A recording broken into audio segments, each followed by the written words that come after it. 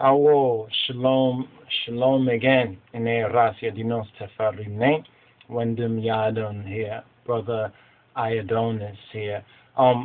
We're looking at some of the comments once again to the Roots of Rastafari, the Gnostic Ethiopia, and the Divine Within lecture where we referred to Bobby Hemmitt's What If the God You Serve Was the Devil?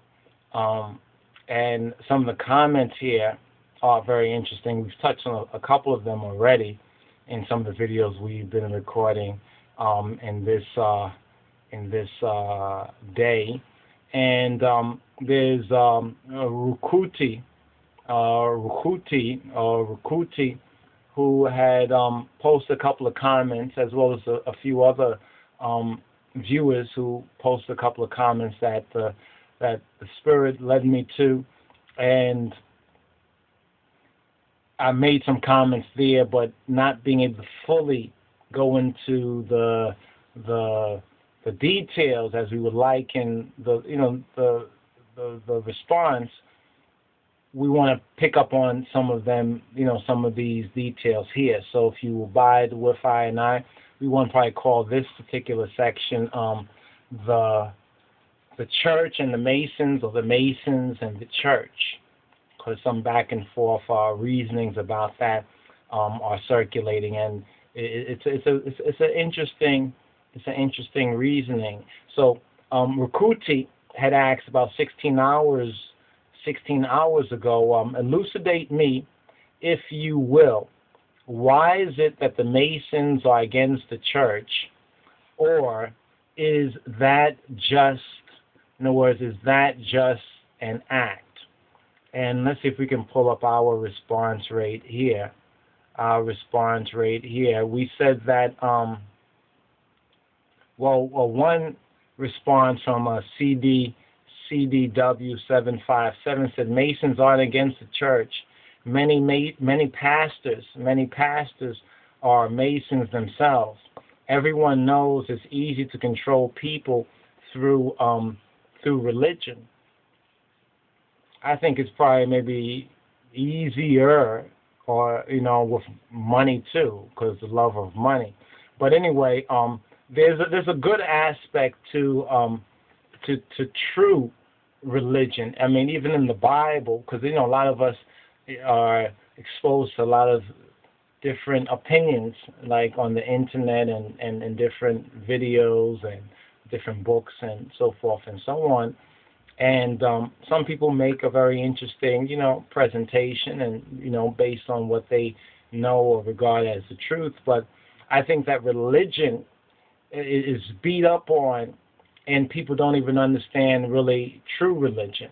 And just going to the Bible for a moment, even His Majesty has a speech where it's basically a spirituality, at least it's a speech attributed to His Majesty, where he speaks on spirituality, how religion in its true aspect was to present certain principles, we could say rules and regulations on a certain level.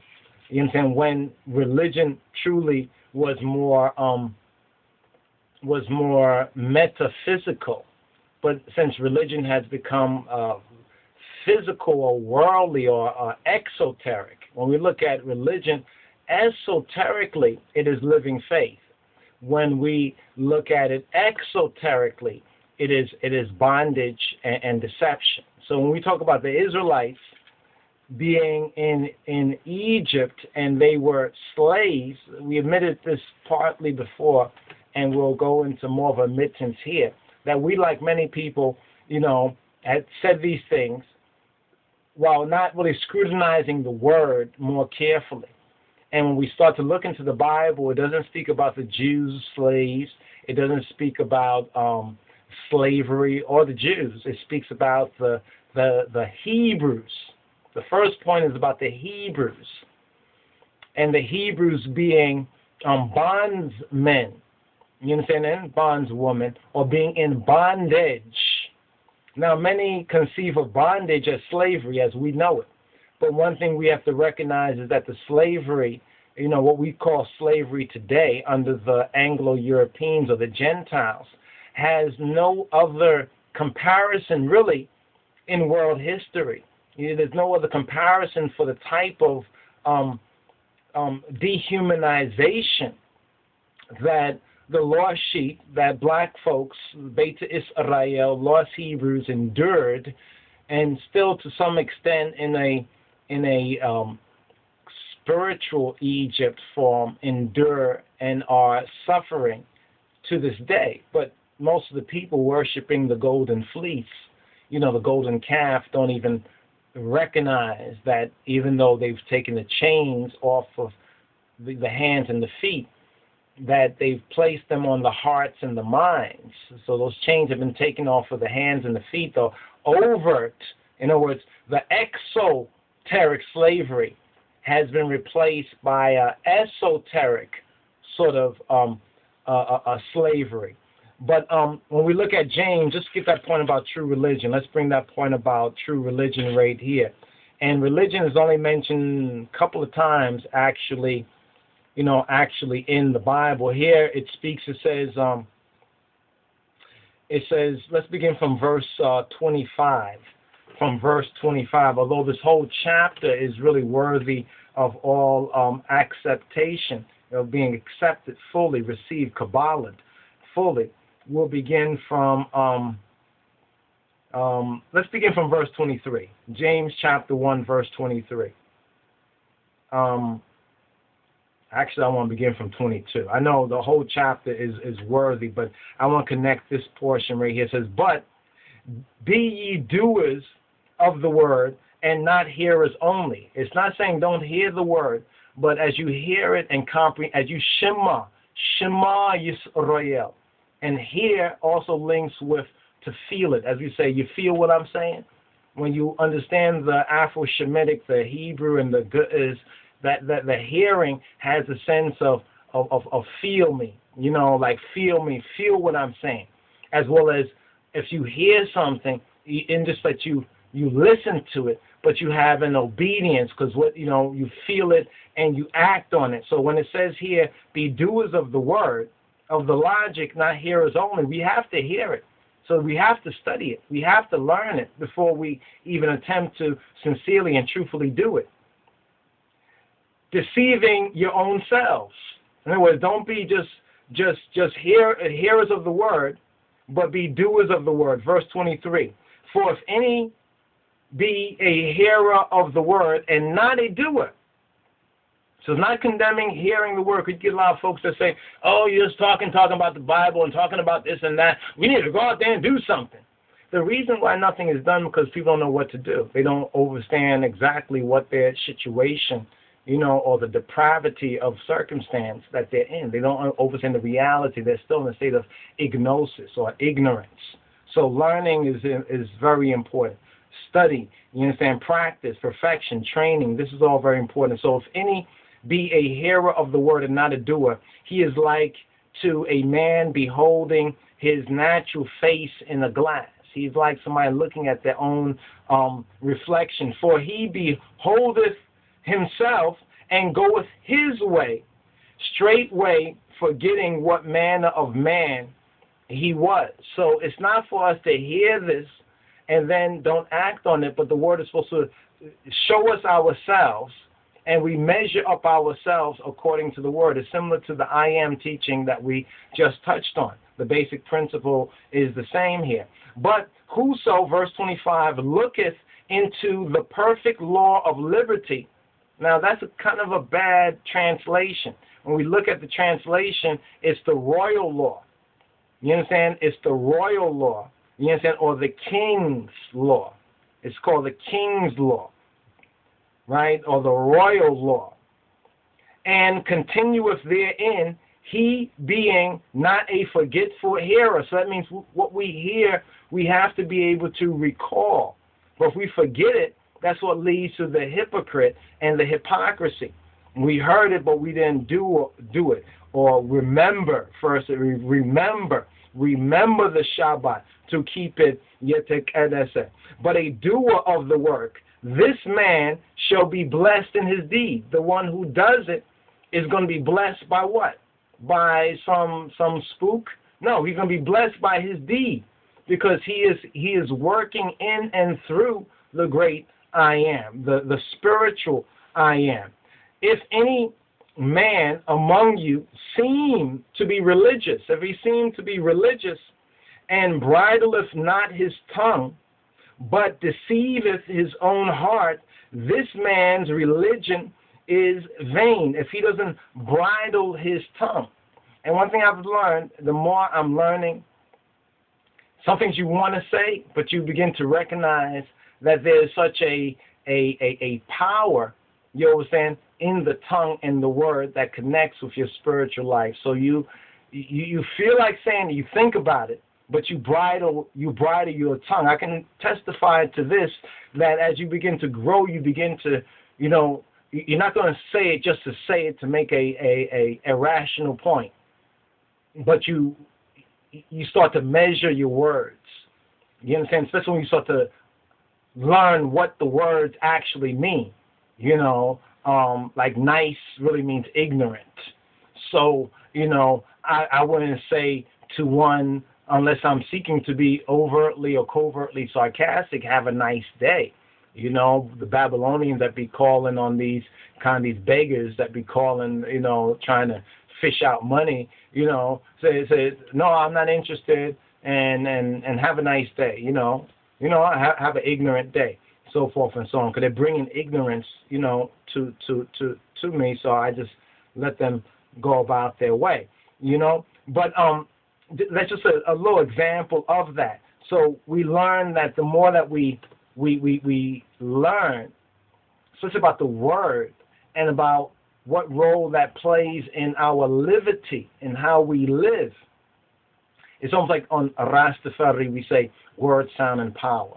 So as we begin to learn certain tricks of the trade or of the word, you understand how the word is used. Some things that we said before, we try not to say anymore, because we recognize the deceptive, the loss of power. There's a certain loss of power, you understand, in saying that when you know what it really is dealing with, right? Pure religion, here's the part, pure religion and undefiled before God and the Father is this: to visit the fatherless and widows in their affliction, and to keep himself, or oneself, we can say, unspotted from the world. That is very interesting, because those of us who grew up in, not grew up in the church really, but, who went to church as we grew up, you see, we always used to hear that when Jesus returns, he's looking for a church without spot or wrinkle. I said, wow, that's interesting. Nobody ever really pointed to a verse or nothing like that, not that I recall. But as I was reading this years ago, I saw this part here. I said, how interesting. It's saying that pure faith, pure living faith, and that which is undefiled, in other words, that which is holy, set apart before God and the Father, because the true God is the Abba, is the Father, is this: to visit the fatherless and widows in their affliction, and to keep himself unspotted. You know what I'm saying? Unspotted, in other words, like undefiled from the world. And this matches what Yeshua, Adonai Yeshua also spoke to us when he's saying, he said to us, we're in the world but not of the world. That's a connection right there. I just want to make that point on religion, because first of all, those of us who still are ignorant of our language and our mother tongue, and even when I say the mother tongue, not just tribally speaking, but spiritually speaking of the word of God, of the word of Jah, the word of Elohim. When we're using words in translation, this is why it's very important to study and show yourself approved. We are able to distinguish between the true and the false uses of it. So when people hear the word religion, that's why I don't deal with religion. That's why I don't deal with so-called organized, religion. There's a good aspect and there's a bad aspect to that. And if one is ignorant of the difference, you probably are partaking of mixed, what they call a mixed fruit, mixed wealth, so forth and so on. A little more on religion. Now, the word religion, just to sum up on this, religion, religio, if you look from the English, religio. And religio means to tie back. You understand? To tie back. Now, that can be interpreted. I've heard two main interpretations, and when you understand words, you know that there's a duality. There's that duality coming up again. There's an indivisible duality or individuality to these words, where there's like a high and a low meaning of it, right? Some say that the Almighty created it that way. You understand? So that in every word, He can bless with that word. You understand? Or He may curse with that word. You understand? Or restrain with that word. So when we look at the word religion, there's one, the tying back thing, right? The tying back thing really means connecting, with the true history, or having a connection with a stream of life or the stream of prophetic reality. You understand? Like right now, we tie back ourselves with the Beta Israel. You understand, of biblical times, and we tie back with like Ethiopia and the Hebrews from every place from the West here all the way to West Africa, to East Africa, to Jerusalem, back to Egypt, back to Ethiopia. You know what I'm saying? And to the heavens, you know what I'm saying, from which our God, you know what I'm saying, has come. So our God, in that sense, our Jah, basically in the fullness of it, is an alien to this world. He is in the world, but He's not really of this world system is not His own. We labor in the labor of love to bring His world. You understand? The world that's been created by our blameless Creator, Jesus Christos, into the creation, into the fullness. Now, that being said, there's another comment where Rukuti said, even though many pastors are Masons, doesn't change the fact that they are definitely against the Vatican. In fact, most of these New Agers are against the Vatican. Now, this was one of the reasons why I wanted to address this particular point right here. Now, Rukuti made a very interesting comment there, as well as CDW 757, as well as there was a couple of others, but we'll touch on them as we. For Us Jah also made a very interesting comment that we dealt with a little bit earlier. But what we said, we asked the question, we said against, and let's just read our comment right here. It says against question mark. More like they want their views to be promoted by their mother. You see, the Catholic Church is the mother church for all of the Western congregations. For the majority, let's say it like that. For the majority of the congregations in the West, the Catholic Church is the mother church. In fact, recently, I think this new Pope even said that the Catholic Church is the mother of all these churches. Regardless of whatever they're saying, the Catholic Church is their mother. Period. And I didn't hear none of these church folk pastors say, oh, no, not we are under Jesus and it had nothing to do with that church, because we know it's Babylon. You don't really hear them say that. So when our comment to Rukuti and also CDW 757 was to basically say what, this idea of against. These pastors and preachers, most of them, or most of those who say they are against, so forth and so on, they just want their views to be promoted by the mother church. They want to be included, you understand, in that. They want to be recognized, in other words. It's like a family squabble more than an out-and-out opposition. Now, why do we say that? And why do we say that? Simply because it is a trick. It's a trick. It's basically a trick. Most of the churches in the West, we're talking about the Protestant, we're talking about all these, even Martin Luther, yeah, he broke away from the church, so to speak, you know what I mean? But since his breakaway probably was the most radical thing that anyone has ever done, but now when you look at the ecumenicalism, they have been brought back under the Mother Church, as we said, the Vatican, even the Pope and herself, you know, the Vatican herself, since they recognize the church as she, has said that all of the churches, you know, they say in the world, but they were really pointing to the Western world, are their daughters, referred to all the churches as a daughter. So we have Babylon, right? And scripturally we have the daughter or daughters of Babylon, right? This is just to explain to Rukuti a little bit more on that point. Now, what evidence can we give? Can we give any evidence that even though many of these pastors pretend that they're against the Vatican Church, so forth and so on, that the majority or most of them, either knowingly, but I think a lot of them ignorantly, are still in allegiance with the Roman pontiff?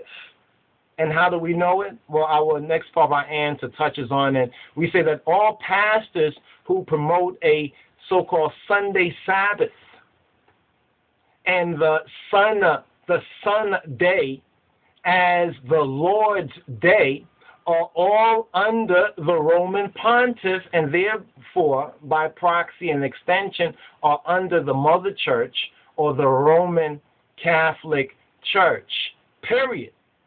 Now, we went on to the New Ages. We could touch on that point. Let's just sum up what we said. We said the New Ages are many groups. You know, there's many type of groups as New Age. One thing that Bobby Emmett said that, you know, make us laugh is that, you know, when he first heard this New Age thing, you know, he didn't like that, you know, he was a little bit, not against it, but it's because we have all these other folks. It's like whenever some new knowledge comes about that's really intended for the lost sheep, the lost sheep always reject it until white folks and others get into it, make a big popular thing, and then you have, like for example, Rastafari came out with the organic, holistic food and natural biotic stuff, you know, years in advance before Babylon was still in debtors city, you know, debtors, you know, meat and flesh, and they still there, but much more so wasn't conscious of organic or holistic or vegetarian or microbiotic or any of these other little terminologies they coin, right?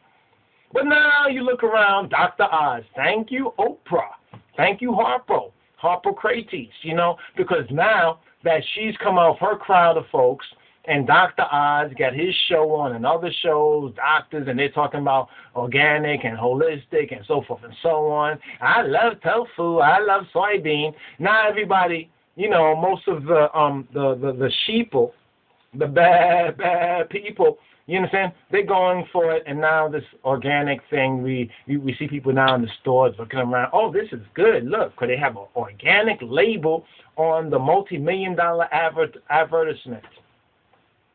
You know, and nobody really recalls, you know, that it was Rastafari, you know, the Rastafari movement. We can say the Rastafari Church, but let's just call it a movement of Jah people that actually first brought that front and center. You know, when you start telling folks, well, I'm eating soy, they're like, what's soy? You understand? I'm eating tofu. Tofu? You understand? Or how about that other one, Satan, not Satan, but, you know, the wheat gluten. You know, people are like, oh, what's that? I don't eat that. You know, that's not real. You can't get proteins from that. You need meat. You know, and now people have learned that, oh, well, you know, really, you get more proteins from really beans and different type of beans and stuff than you do. In fact, I mean, what do the animals like the cow and stuff eat? Even pork, things like pork. It was ones like Rastafari, and even before I the Honorable Elijah Muhammad, that wrote a book, How to Eat to Live, which is an excellent holistic book. And a lot of the stuff that you see being regurgitated in a lot of these new books coming out by white folks who want to make some money, writing a book, and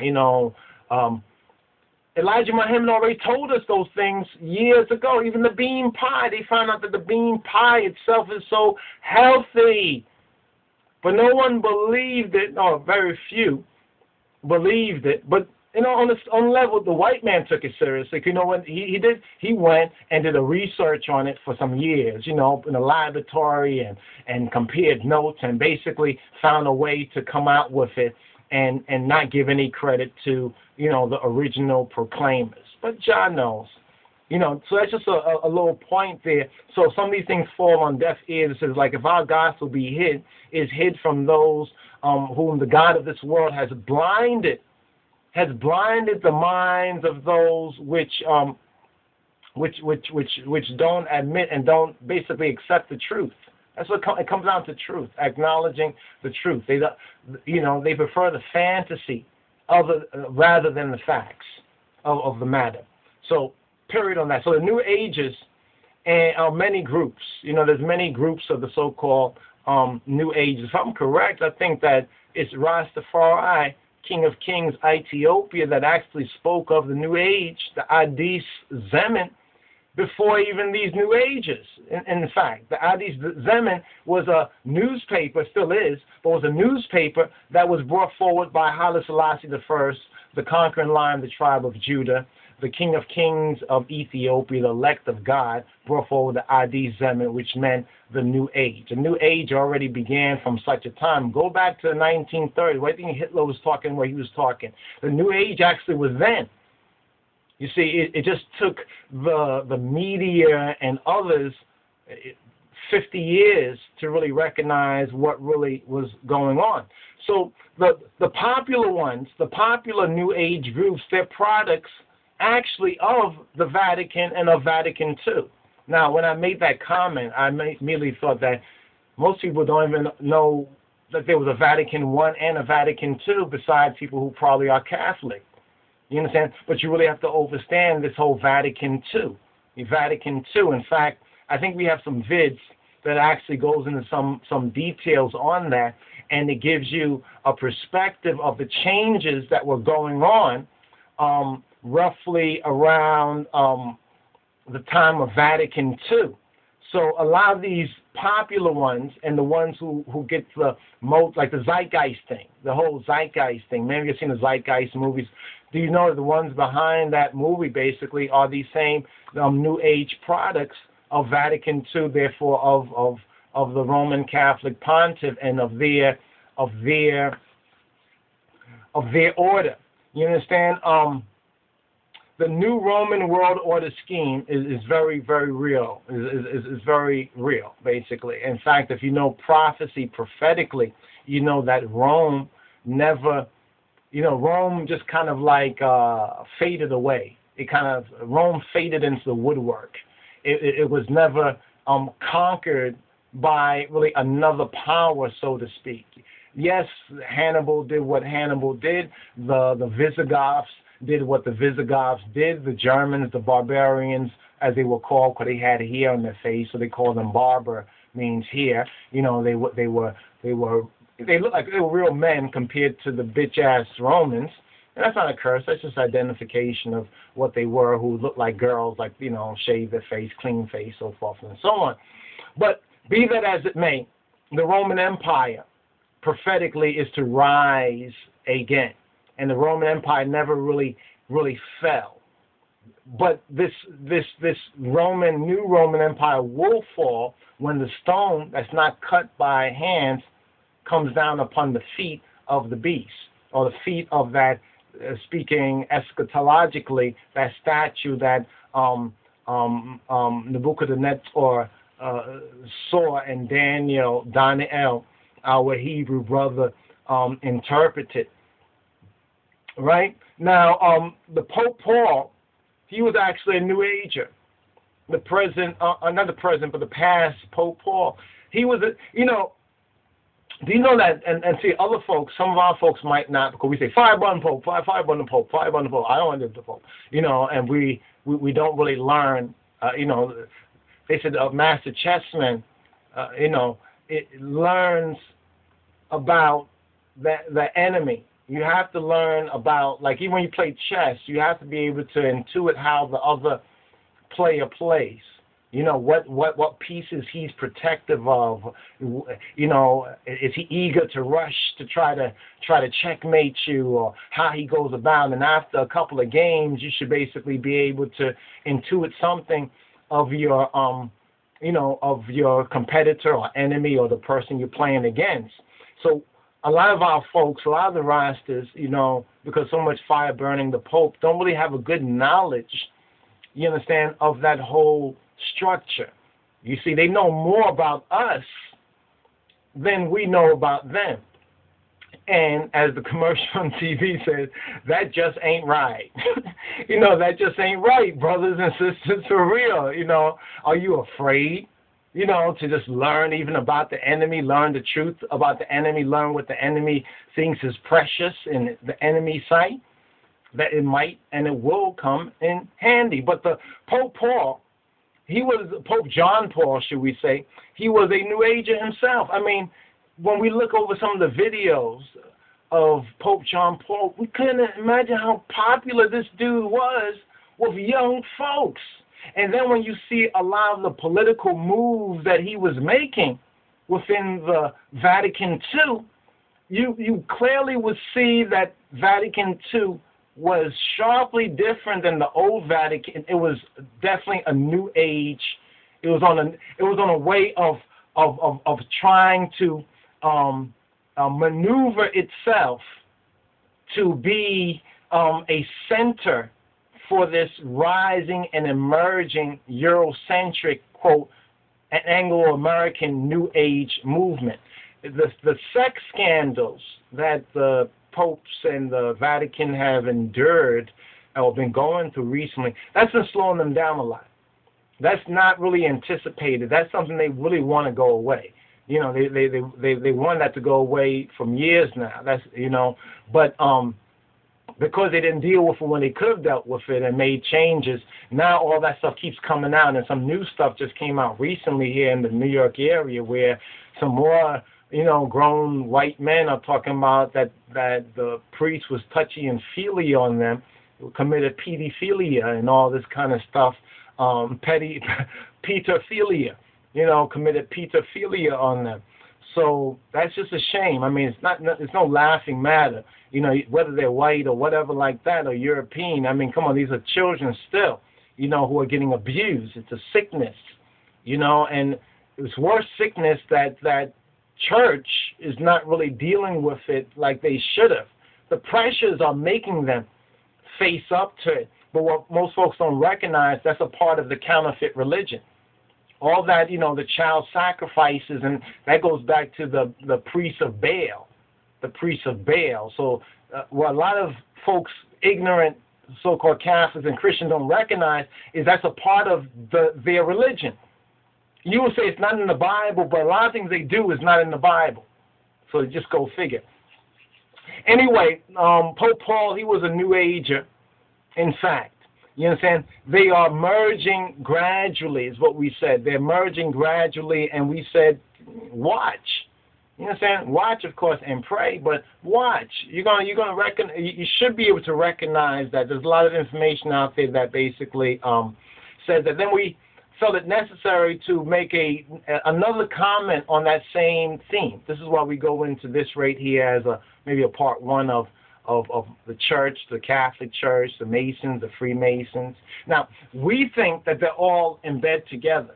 In a sense, Jah, the true God, our Father, and his Christ is putting them in bed together. You know, read Revelation. He's putting them in bed. Jezebel, for lovers, everybody in bed together.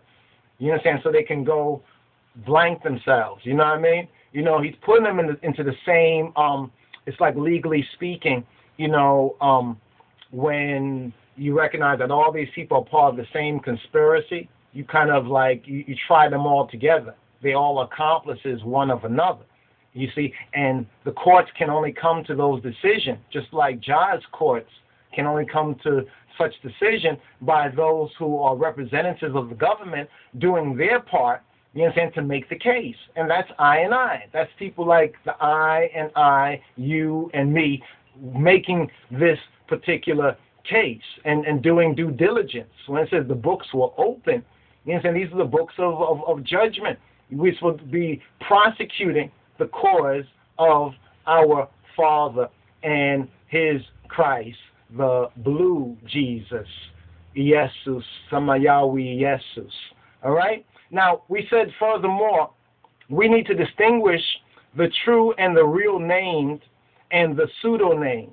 In other words, they are, for example, one time we thought that church, right, was just Christian, right? People say, anybody have a church? If I say that's the Muslim church, what would people say? No, it's not Muslim church. They call it masjid, masajid, so forth and so on. If I say, oh, that's the Jewish church, you say, no, that's the synagogue, that's the temple, so forth and so on, tabernacle, whatever, right? If I say that's the Indian church, you say, no, that's the Indian temple, or so forth and so on, right? That's what we thought. You basically said church, Christian, believe in Jesus, right? Well, then how come you have a church of Satan now? You know what I mean? And see, that goes over people's heads because they're ignorant. They don't know. That's why we made the comment of, that's not the only reason. That's an example of why we made that comment, that we have to be able to distinguish the true and the real name from the pseudo-name. Those modern pastors who are so-called Masons, or rather maybe Free-Masons, you know what I'm saying, are of the counterfeit orders. When I say counterfeit orders, it implies that there was an original, and that original was superseded by a fraud pretending to be of it, but not to be of it, in other words. You know, a lie, a deception, like counterfeit money, counterfeit goods, bootleg, knockoff, whatever you want to call it. These are counterfeit orders that have been established by fraud, or more correctly, by white supremacy. Now, one of the reasons why we want to say a little bit more there, but we, you know, lack of space, we wasn't able to, you know, on the word count, is that most do not recognize that, first of all, the institution of so-called the craft not only comes from Egypt, but it's rooted in Ethiopia. That's why Ethiopia to this very day has 11 rock-hewn churches which were carved out of single rock, out of living rock, as we say. And still ones are debating how exactly it was done, how much time it was done. According to the Ethiopian testimony, it was done overnight. But people say, no, it couldn't be done overnight. You know what I'm saying? But the Ethiopian, Lalibela, and the Ethiopian testimony says that they were assisted by the angels. And some say, well, the angels are extraterrestrials or celestials. We don't really doubt that, since we say, our Father who art in heaven. You know what I'm saying? So we don't really doubt the veritas of that particular statement, but they do. The Europeans do. But they still cannot explain how were these 11 churches carved out of living rock in, I mean, how long it took. So they try to say, well, maybe it took like 100 years, 50 years, but our testimony, basically, they haven't disproven. You know, so I make that statement to say that the Ethiopian Knights orders and Masonic orders or builders, craftsmen orders are much older, and the root of the Egyptian, the pyramid builders were Ethiopian, were ancient Obians, so forth and so on. But after the Europeans, the Northerners came into the Levant, like Palestine and North Africa and Egypt, you know, some were initiated into various lower degrees, so they can go back to Europe and deal with irrigation and sewage, so people would not be living in such a despicable situation, you know, basically so that they can be civilized, you know, and improve health and living standards, so forth and so on. That's why a lot of the the original craft skills were given. And we're going back to like the Ptolemy, you understand, the Ptolemy period, and even ones can even trace a little bit earlier than that. So the root of Masonry, you understand, comes from inner Africa. First place we can identify Ethiopia.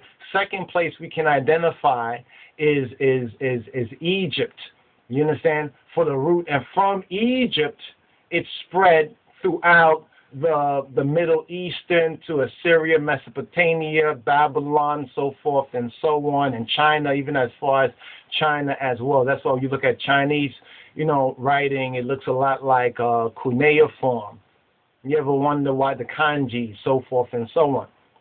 Be that as it may. But now, since roughly 1776, or if you want to connect the Knights Orders, you go back to like 1113, 1119, 1199, I think they say, and you'll find the first European knights, that they became the Knights Templar, the Knights Hospitalis, so forth and so on. But now, Qudus Georgis, who's the patron saint of Ethiopia, he was a Hebrew Christian knight who was martyred under Diocletian period with the rise of the persecution of the Christians. When you're reading the seven churches, you read about, I think it's was it Smyrna, which church the persecutions basically started around that period, roughly around 300, 330, 300, but it's roughly around that same period of time. Different estimates are on that period of time when Qudus Georgis, or St. George, was martyred. Now, Ethiopia was Christian since when? According to the Bible, Acts of the Apostles, chapter 8, right? The Ethiopian eunuch, Jandaraba. Qudus Georgis, St. George, is the patron saint of Ethiopia, right? He was a knight, you understand, or a Christian knight. He was martyred when? About 300 or so years after the Ethiopian eunuch became a Christian, or after the Ethiopian Hebrew accepted the Moshiach, just like Paul, being a Hebrew, accepted the Moshiach. And he spread this and shared this with his people and those who were willing, you understand, and this grew in Ethiopia. So we have a testimony for a conservative testimony for Ethiopia being, now the connection between George and St. George and Ethiopia is very clear. So this order of chivalry, this chivalric order, goes forward or back, historically speaking, to roughly 300 A.D. Actually, we can trace it much before that period of time. So when people hear about the knights, right, and there were many black knights, even the Moors and the Amhara, so forth and so on, we have to clearly distinguish two different orders. There are there was the original orders, you understand, which were Afro-Shemitic or African orders, and there are these latter-day orders, which are predominantly European or Anglo-American and whitewashed. And that's what we mean by that. So those Masons that recognize that the foundation of that comes out of inner Africa, they have to go deeper than Egypt. They have to go inner Africa if they really are even pointing to the truth. You understand? If they're pointing to the truth. Now, these are Freemasons, which, like the white Jesus, you understand, or rather Cesare Borgia, you understand, or Cesare Borgia, or Caesar Borgias, a latter-day deception, or basically identity theft. That's what it is. It's like when they take this particular, image and they whitewash it. You understand? They whitewash it. This is the original, you understand, the original image. You know what we find out? We found that the popes, even Pope John Paul, you understand, he bowed, he prostrated to the black mother and the baby Jesus. You understand? But then, when Jesus now becomes a man and a savior, guess what they do? They whitewash him. They don't prostrate to the black male because in their book, the blackmail is a crime. What a blasphemy. What a blasphemy. And people still don't get it. They're like, oh, that's not that male, it's this male. Word, sound, and power. So the latter-day deceptions are all examples of identity theft. Religion, you understand, is not the main problem. Religion actually is not the main problem. The main problem is ignorance of what pure religion is. And when you know what pure religion is, then you know what impure, you understand, religion or abomination, what the abomination is. To avoid it at all, like completely, is basically to set yourself up spiritually and psychologically for problems. Now, it is superstition that is based on ignorance that makes them fall prey to these so-called religions that are based upon ignorance and superstition. You understand? You know, like in a lot of so-called, any religion where you can't ask any question, you know, you can't seriously question. It's not a religion of the mind. It's not a religion of knowledge. But then they say they're Christian and they worship Jesus. But the Jesus of the Bible, he says, you shall know the truth. You understand? He says, his father says, study and show yourself approved. You understand? And even Yeshua and the disciples and others had vigorous discourse about things. But some of these so-called thin-skinned pseudo-Christians are so deep in ignorance and superstition, they'll tell you, not my Jesus. Well, your Jesus is a lie because you made up your Jesus. Your Jesus don't exist. We're talking about the real Yeshua. You understand? We're talking about his testimony. Testify to his testimony, not to some delusion that may or may not have happened in your mind, but testify to the truth that is universal, not to your own little personal fantasy. Last point on this particular subject matter right here, we said to remember that there is Albert Pikey. There were some vids that we wanted to put up, commentary, but you know, in the course of teaching and ministering and posting and so forth and so on, and seeing that the harvest is ready, but the laborers are few. You know, we wanted to actually preach this week more on the last couple of chapters of Exodus, where there was a call for those who had skills, you know, and those who had a willingness to co-labor in the building of the tabernacle. And this is what we are still putting out, that call, you know, to our brothers and sisters. And I know many of y'all have responded, and we give thanks for the disciples on the groups, and we are coming forward to, you know, update ones on, you know, to help ones in their own progress and spiritual growth, because only when iron sharpen iron, and each of us, you understand, are reflective of that truth, you understand, that a strong and a sure house and a movement can be about. But the education is so important, you understand, because many of the confusions that our people go through, and a lot of things that divide us and prevent us from really co-laboring and working together and creating, whether organizations or businesses or institutions or repatriation or doing different things, is based on a deficit, of the esprit de corps, the spirit of the body. You understand? The spirit of the body. But the spirit of the body comes from the authorization of the Ras, the authorization of the head. So we have to get forward to our divine heritage. This is why we repeat this, you know, divine heritage. The Federation made mention of our divine heritage. Everything is based upon that. You see, people today are so ignorant of the Bible and have more of ability to learn about it than say, people back in the 1930s when the Federation was first established. But the little bit that they knew, guess what? They knew it.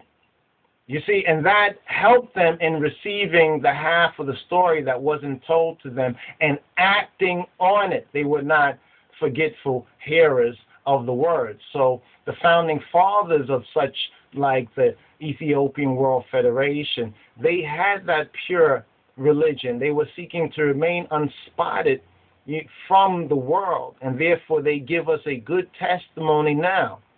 But the challenge for us now is to come up to the measure, you understand, the measure of that faith, seeing that we have so much more opportunity, you know what I'm saying, in this modern technological rare world that we're in. But anyway, back to this, that there was Albert Pikey. Albert Pikey, he upgraded the old Euro-Anglo-American lodges, making them more adaptable. And then there is Aleister Crowley, you understand, who introduced an updated form of satanic spirituality or satanic occult spirituality. Each of these, namely Adam Weishaupt, Pikey, Crowley, are like the dirty frogs. You remember in Revelation it says that out of, I think, the false, I think it says out of the beast or whatever, the dirty spirits came out like frogs. You understand? False prophets who all co-opted what was before a simple trade. Like Masonry, for example, was a simple trade. But those three key individuals are very, very important. And everything that has to do with this conspiracy or iniquity that's unfolding, mystery of iniquity in this particular time, is connected with what these three individuals did. You understand? So it's very clear that they do not represent the original architect. They do not represent the author or the finisher of our faith, but they represent the end-time deception and delusion. So let us understand that before Masonry was a simple or a basic trade or a school of training that had and has, in truth, nothing to do with these white supremacist adaptations. You understand? These modern, we could have said white supremacist adaptation. It's like white folks doing rock and roll and hip hop, theft and deception. Not saying that a white person don't get this, make no mistake about it, don't get it twisted. Not saying that a white person can't enjoy these things and can't even seek to do it. But why is it always that these other people are trying to almost like they are in a competition when there's no competition going on? Like, not only are they doing it, but they're trying to outdo themselves to prove that they're better than the creators and author. It's a repetitious kind of a cycle. You see what I'm saying? It's kind of the fruit that comes about in every season, so to speak. So you will know them, as it says right here, by their fruits. So that is our basic church. So should we say the church and the church and the free Masonry link. But then we got a couple of comments from Rakuti. Rakuti said this. Rakuti said, really? They are going pretty hard. It seems like they are definitely trying to kill the Vatican power. In other words, I think he's talking about some of these pastors and preachers in churches or something like that. I don't know where these people are. I mean, if you can show me or make a link to some maybe videos that demonstrate that they're really trying to kill the Vatican power, I would be very interested. I will correct what I'm thinking and saying, but what I know based on the evidence is that is Wishatom. That's not true. Basically, you go on to say that to the point where they infiltrate it and they are twisting the Pope through Satanism, really, and mind control. His decision on the slave trade seemed like an obvious Luciferian control over the pontiff. It may seem like I am siding with the Pope, but they have killed popes for being righteous. And I have experienced being overpowered when surrounded by darkness. I think the Vatican has been infiltrated. No. For real? No, I'm being a little bit sarcastic. Not intending to be sarcastic, but of course it's been infiltrated. You understand? Of course it's been infiltrated. Do you know that some of the earliest and best and blessed of the pontiffs, you know about the black Roman emperors like Severus and the seven or so Roman emperors? Do you know of the black bishops, you know, in the early foundation of the so-called Roman Catholic Church as well? And so where did all that go? So that means that even the infiltration has been going on for some time. I think I know where you're coming from on that, as far as the whole Vatican II thing and that particular so-called infiltration. Well, of course, some of the popes are just men and people. And they, like anybody else, can be deceived and might be in bed with Satan or been in bed with Satan and then really don't know who they're in bed with until they roll over. And then they recognize that and try to make certain changes and they have an accident or something like that, or something happens to them. No doubt about it. However, the basic foundation of the institution and all the blood shed in her name already, it sums up as Babylon. Babylon, mother of what? Harlots. So the churches you're talking about, I guess it's like the Protestant churches in the West who say that they're against Babylon, they're against the Vatican, and they have maybe made the link between, Revelation, Babylon, and the church, so from so on. But what they don't answer really is the part: who are those harlots? Who are the whorish daughters of Mother Babylon? It's basically their very own church, and they still show allegiance because they don't keep the Sabbath as the seventh day.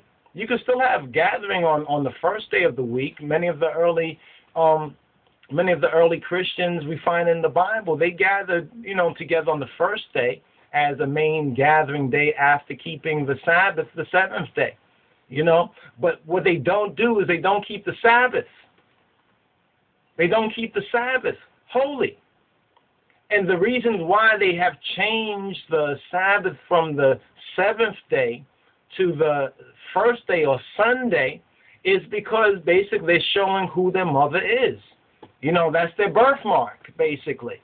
That's the birthmark that they still are, related to their mother. This does not mean that every single church will stay that way up until the end, but it's the overwhelming reality of the matter. I hear what you're saying, but I really don't see that they're trying to kill the Vatican power. But what is the Vatican power?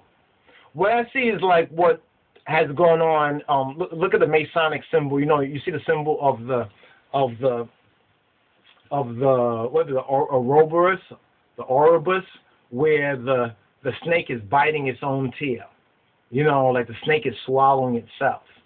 So on a certain level, there will be the snake swallowing itself up as we're coming to the end of the age. So in other words, you will see, just like if you read in the Old Testament, I think it's the same part, 2 Kings chapter 6, the same part, verse 8 to 23, when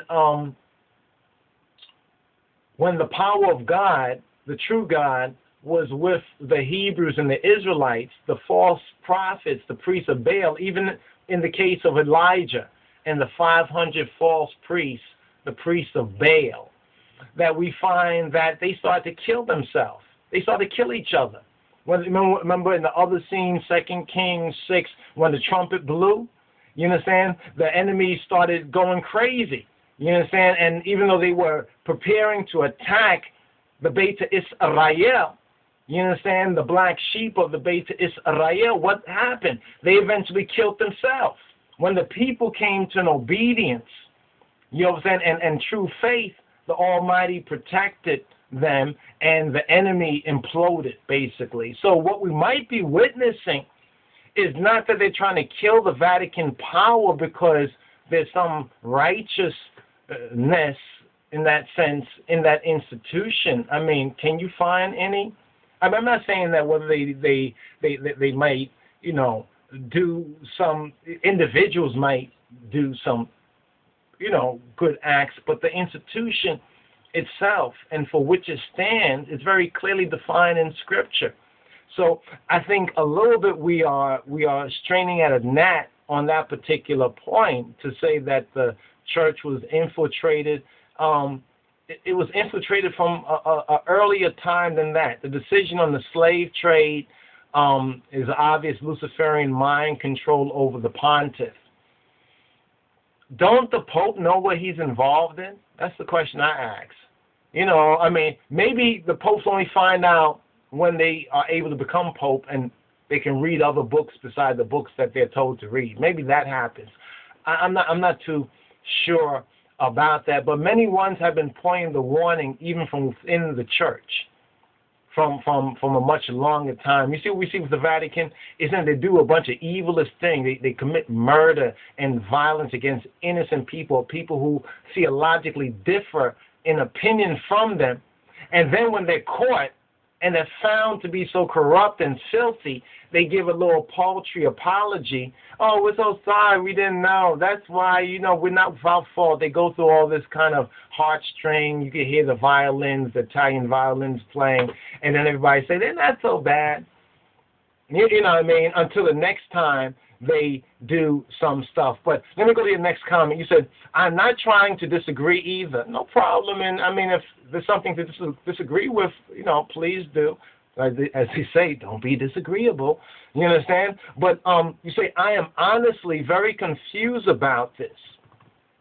Because it seems that only the Vatican has the, quote, authority, end quote, to help me deal with my current situation. Wow.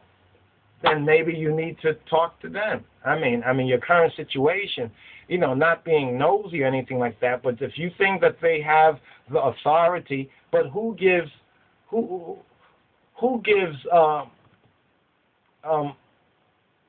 them their authority? The Bible says it's a dragon, actually. So they do have authority. There's all kinds of authority in heaven, in earth, you understand, and in the other dimension, Yovis. So I don't really know. I can't really say too much on that. But so quite honestly, don't have to overdo it. I am hoping this is all disinformation spread by satanic, I think you meant cults that are besieging the Vatican. If they are, as you say, I may good and well be completely screwed. If they are, as we say, I would say go find the truth on that particular one right there. You know what I mean? There's no, you know, yeah, you say you may be, then you said, then I may be completely and totally screwed. I had a secret society in California take me to task. Really now. And I am ... in a situation ...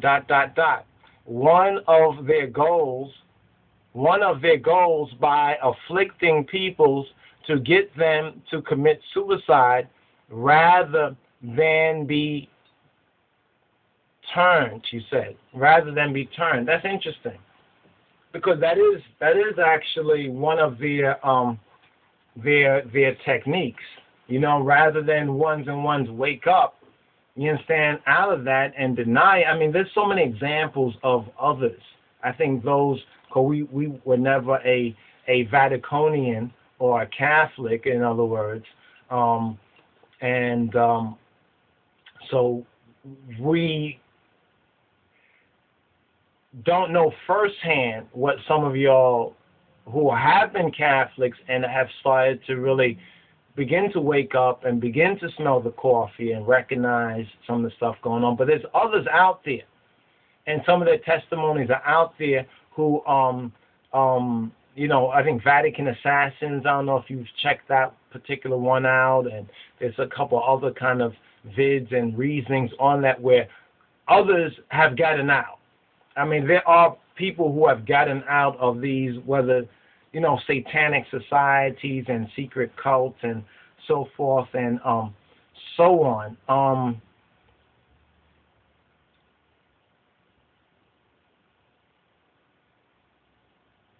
But when you said about authority, that they have the authority for your situation, I think it's misplaced faith. One thing I did not see in really any of that was you invoke the power of Yeshua. And I think you need to pray and meditate on that. You see, what they have done is put men and people between. They have divided the brotherhood. In other words, all of us are brothers in the true order, in the biblical order. The whole ecclesiastical structure, especially as it exists vis-a-vis the Catholic Church, is an abomination to the Word of God, which says we are a brotherhood and we all are a priesthood. You understand? Or we all have that right and eligibility. Even sainthood is not determined on what a group of sinful man decides. It's basically what the child of God, the child of Jah in the name of Joshua, you understand, seeks and decides to make their will consciously, you understand, obedient to good influence. So in everything that I see about this one, that one, Masons, Church, Vatican power, secret society, so on and so on, all of them having some sort of worldly maybe authority or, quote, power, temporal power, you need to go to the Father, not to the men and the people who pretend themselves and act as intermediaries. You see, the God of this world does not want you psychically fit to be able to spiritually download from the spiritual source within. It prefers to be the man, outside, or the intermediary, like they'll go to God for you. But this is why they persecuted those who were able to read and study the Bible. In fact, the whole history of the original Protestant Reformation, which began off as a good thing, but did not go far enough, and now the Protestants are kind of backpedaling and getting in bed. They've gone away from their steadfastness. But the main idea is that the original ones who broke away, they recognized that their relationship did not have to go through a man-made authority or institution. So it's not so much as I and I say, if we are speaking the truth, then it's reflecting what he say. You understand what the King of Kings and his Christ says, and what you will find in the glory of the true Father in the Bible. So I would really point the eye and point you into that particular direction, and then I think there's one last comment, at least, that you put. You said Amen and Amen. That's Amen. Revelation 3 and 14. Christ. That's the name of Christ from such a time. That connects it straight to the root and the truth. He's the Amen in the beginning, and he's the Amen in the end, of the Gentile world dominion as we go into the true new age of the King of Kings and his Christ. Your last comment, and perhaps our last comment on this subject matter too, will be your comment here. What do you think of the deluge of black people, including mass media entertainers, flaunting their Masonic membership? This is so mystical in a sense. I say hallelujah because, you know, even the recent comment by bona fide occult Satanist Gene Simmons from KISS, the rock group KISS, and Motley or Motley crew against Rihanna, against the singer Rihanna, I thought was very significant. And perhaps I'll do another vid to go into it in a little more detail, but not to, you know, leave my brothers and sisters hanging. A lot of these black people, and it's not really what I think, because what I think might be a little more profane. I'm seeking to humble myself to the I am, to my true spiritual core, and seeking to intuit based on the gnosis, the knowledge, as well as what I've witnessed in the light of the illumination of the King of Kings and His Christ, to present this response to your question. So it's not so much I'm going from what I think, but from what I can intuit from my Father. You understand? Using the divine intuition or the inner sense. Got a lot of these black people, including the mass media entertainers, who are flaunting their Masonic membership. The majority of them don't have no Masonic membership, really. I know that's going to surprise a lot of folks, but look at this. They're doing this sign. They're doing that sign.